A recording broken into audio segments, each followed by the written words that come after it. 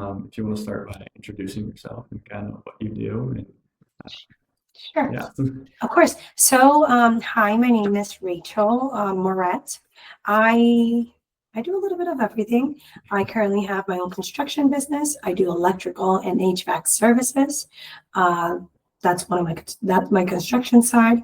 In regards to real estate, I'm also a real estate agent in the state of Florida. Have my own real estate group. On top of that, I have a real estate. So I have real estate construction, electrical HVAC. I have a tax business. I have a bookkeeping business, and I'm also a Florida notary. So I do a little bit of everything in my office. Yeah. Yeah, in my office, we also offer immigration services Okay. and assistance for legal work. So I have a little broad background in Yeah. helping business owners and just individuals with, dabbling with financial statements, the background check of taxes, bookkeeping, and then the role Mhm. to, needing electrical HVAC services and all the above. Yeah. So it's kind of like a tight community that I feel that I've been able to tap in, that I can take one customer from one end all the way to the other end and Mhm. kind of, keep it all in house. Okay. So, one thing, why didn't you just focus on one thing? Why so broad? Because I'm trying to chase the dream. I'm chasing the dream, and one thing kind of goes with the other. And of course, I can't do it alone. I have a team Mhm. in every single business that I have, or every single different income revenue. I feel like having multiple streams of revenue is pretty much the key to success versus, going all in at once and kind of just honing in one thing. I kind of get a little bit of everything. Um, Mhm. to me, it feels like it fills the bucket up a little faster. That's all. Yeah, that's true. Yeah, Yeah, so I guess we can talk. Most of these questions are more about the HVAC of course. company. So if you want to talk about that one instead of the other like 15 things you do. Yeah. So for the HVAC business, we started a business 6 years ago. We have our own HVAC business. We have a crew. I would say 3 crews currently. We do anything from residential to commercial. Uh, Pretty much everything that you can think of. Mhm. Permitting to creating the project scope to doing commercial, residential, it's all about the same. It just depends on where you focus your business with. Yeah. What were you doing before you started the HVAC? Was that one of the first businesses you Elec- started, or what Electric. was it? Oh, all right. And did you always know you wanted to start the HVAC company? Yeah, again, just like all my other businesses, it goes hand in hand. Whoever needs Mhm. electrical, it's going to need HVAC. And if you're already in the same household, it's an easy upsell, I would say. Okay, so you kind of link all your companies together and kind of get more sales through that. Yes, correct. Yeah, that's definitely smart. Yeah. I mean, it Um, all goes one hand in hand, so everything kind of connects. yeah, yeah. Uh, Early on, like when you started this business journey, did you have any like big influences on you, like maybe your like mentors or like your family? I've always, I am the oldest child. I've always been kind of pushed to be in it, to make sure, Mhm. I kind of help with my brothers and sister and things like that. So I've always been very focused and driven, kind of like to success. And Yeah, I am a visual person. If I put anything in my mind, I just go for it and make it happen. that's awesome. So I feel like it has to do a lot with, your goals and your visions and align them all together. Um, it's kind of like the law of attraction, I would call it, kind of thing. Like you want to, you got to envision it so that you can get to it. So I kind Yeah, of go by that in life. yeah, that's awesome. So how'd you get your first customer in HVAC? Was it from like referrals in your electrical That's business? actually a great question. At the beginning when we started the business, no one knew us. So we Mhm. kind of had to go like, kind of like the old door-to-door style. Okay. What we did was we would go into any business and just say, hey, let me just fix this for you, or let me show you this new vent or grills, or let me show you this thermostat. I'll install it for you for free. And then if you like what you see, you call me and I'll help you. So I kind of had to put myself out there and offer the service and kind of show them also, not just offer it and by speaking, but by facts, by showing them the grills, the systems, kind of like, having the whole package with you on wheels, kind of. Mm. Yeah. How are you getting customers now? Are you still doing like most uh, referrals from other customers or even door to door maybe? Definitely, I'm not doing door to door anymore. But I do have a great word of mouth because we do a great service. Sorry, because we do a great service in what we do. Word of mouth it's our number one referral, to be honest with you. Yeah. And then not only that, at every unit that we do, we also leave behind like the little sticker that goes on the unit, like Mhm. if you need extra help, if you need service, and then the follow up, the follow through, like, hey, hello, Mr. Customer. I know taxis or not tax season, but summer is coming or winter is coming. Do you need a cleanup? Do you need me to, go and clean your vents? Are you okay? Or happy to see Mhm. you. A lot of the times the customer wants to get familiar with the face that they're used to. So a Yeah. quick call or quick like, hey, how are you? Just always at the beginning being the face, but always being there, even though you have crews and you grow. Customers want to feel like Rachel's still there.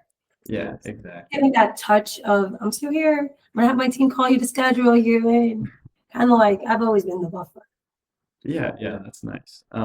Have you seen slower growth through only doing referrals? Because that's what I've heard a Mm. bunch. It's that it's like it's more trusting, but also it can be slower to grow the business, you know? So I focus on commercial. Even though Okay. I also have residential, I focus on commercial because commercial, I'm dealing with GC, I'm dealing with project managers that always Mhm. have ongoing projects and jobs. So that will Okay. sustain my team. And then on a day-to-day basis, I take the one-offs, um, service calls for residential clients.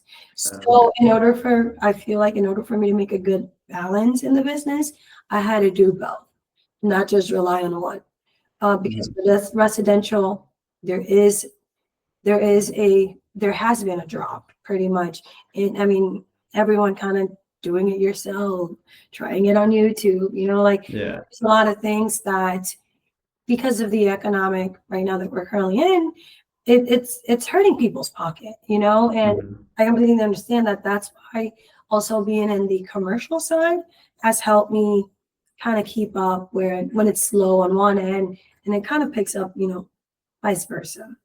Okay. So, all right. So now are you seeing that it's like kind of slow on the residential side, but you have the commercial side to like kind of back off? Yeah, for Oh, sure. yeah. All right. For like the first like once you started the business for the first few months, do you have any like good stories that like you look back on and kind of make you laugh? Um, I would say, training my team, Mm, training everyone, I would say it's probably the most fun we have because we also have in-house training. I've gathered a system or I've kind of come up with a process so that everyone kind of works like I would work, you know, yeah. just so that the customers can feel comfortable. So everyone goes to training and just having to get our warehouse kind of ready to be like a job site. So we have Yeah. all over, we have like the grills, how to install the grill, like so yeah. So I would say like that was the most fun part of it. Like Okay. just getting everyone in the whole warehouse to kind of be like a job site. Yeah. Getting it done. I would say because I mean, right now the people that started with me are team leaders now. Mm, We've kind of grown. So I like to promote from within. And when we look back and say, do you remember when we used to do all that? It's kind of funny. It's kind of like a learning growth. okay. Yeah. How did you learn like the ropes of HVAC and like did you already know the trade or you kind of new to it? My husband, husband, Okay. my husband was doing the electrical. And then we were like, well, together we're stronger. So we're just gonna start tackling onto our belts of different things. So we would kind of split things. Um, Okay. yeah. Does he do a lot of the HVAC now? Is Yeah. he? He works the HVAC with me. He's a business partner. We're a part of Yeah. all the businesses, yeah. So he helps me with overseeing the teams because I have a great background of finances and bookkeeping and things like that. Like I manage also. Now I kind of take a Mhm. step back. I work from the office. I manage the Yeah. teams, the process, the marketing. He kind of helps me with the field work and the Okay. projects. And yeah, That's kind of awesome. split the, I guess the what we have to do. So that way Yeah. it's not much on one person. Yeah. No, And having a that's good. team, it's definitely, the key to success. You can't do it alone. As a group, and you can only do so much, or we get overwhelmed, or sometimes we're not ready to go talk to a GC, but we're talking to residential people. So it's just like you got to be ready for everything. It's different. Yeah. Being in the field, being in a residential is just they're different. They're different vibes, and I feel like you got to learn how to adjust to everything. Mhm. What were some of like, the biggest challenges that you faced in like starting a business and growing? Getting people to know us, Yeah. getting people to know us and trust our work, because we were fairly new. It was so hard for people to go and see the work that we had done. Mhm. So that's why by offering the services free, kind of got us in the door. So we kind of Mhm. had to lose, invest, so we can gain people's trust, Yeah. and then it kind of pay off. Did you ever have the moments where you guys like made a mistake or maybe made a customer unhappy and you kind of had to uh, go back on it? Like what's something you learned from that? Not make people unhappy, but maybe have, for example, someone's in an attic and the attic wasn't well supported and something got messed up, like the ceiling, someone went through the ceiling, like Yeah. some of those scenarios where, I mean, being in the construction industry, you kind of know a lot of the field trades. Hmm. So, we make good connections, good relationships. So we would call whoever we knew, like, hey, like, we're going to fix the ceiling. But kind of like those things that I feel like those are the things that the inedible, like it will happen. Yeah, yeah, that's very true. What's been like your hardest like season as a HVAC business owner? How'd you get through that? I would say the hardest season is towards the end of the year. Yeah. Everyone's kind of unplugging, and how do I get through that? I've teach my team to, first of all, they get hours, they get personal time off. So I always try to Mhm. tell them, like towards the end of the year, we're pretty much closed 2 days out of the 2 weeks out of the month. So we're pretty much closed like the middle of December, and then we don't open again until January just because Okay. business is so slow. So I kind of always either have my team save some of those hours towards the end of the year. That way they're always getting paid, or not, we always pay them no matter what, but we give them half a pay because it's not their fault. So kind of like adjusting to the market. It's Okay. but we've Yeah. had a system going where even though they're not working, and also because I have them on payroll on a 2 week hold or 1 week hold because they get paid weekly, there's always going to have that week buffer. Okay. Helps. So Yeah, that's good. That's good. What makes like your business different from the ones in the area? I would say we are very picky. We're very picky. We're very like kind of like an OCD type thing. Like we Yeah. need things to be like it's like a cookie cutter. Like we want every customer to be treated the same way, the same process. I know that there's different processes, but be treated the same way across. Whether it's residential, commercial. My team is it's highly skilled and trained to take and care, of everybody. Hmm. And also I would say like we're bilingual. We're Yeah. Hispanics. I'm Puerto Rican.